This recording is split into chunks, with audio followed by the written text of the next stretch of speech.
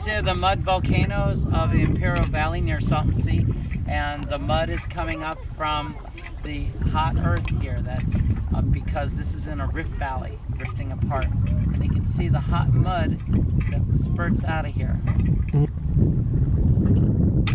There you go, and it goes down, down, down. Perfect. And it goes on. Look at that right there. It lands in the water. Bubble, toilet, trouble. What?